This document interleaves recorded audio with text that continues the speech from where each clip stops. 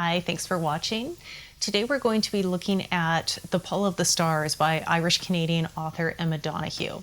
This was published in 2020, but what makes it particularly interesting is that this is a novel set during the 1918 flu epidemic in a large hospital in Dublin, Ireland.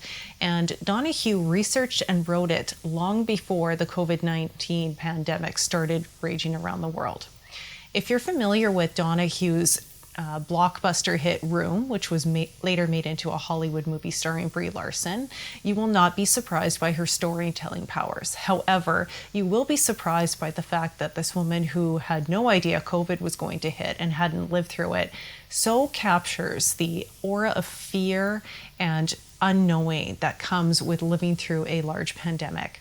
The novel opens as Nurse Julia Powers is heading to work as a nurse at a large city hospital.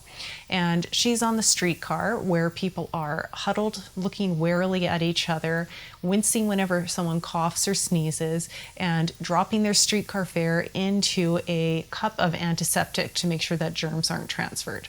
The action of the novel takes place only over a few days, and it perfectly shows just how devastating the 19 flu epidemic was. Women are coming in the ward where Nurse Power works, and they're dying within hours and suffering terribly.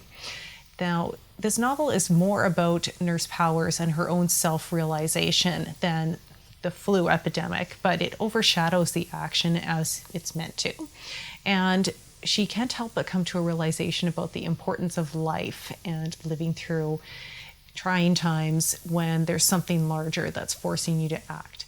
This novel also talks about the First World War, which is drawing to an end but still very much active.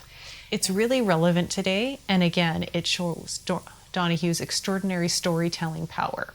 It may not necessarily be a novel that's uplifting to read in a time like this, but it is possible to identify with the main character, Nurse Power, and admire her fortitude and self-preservation.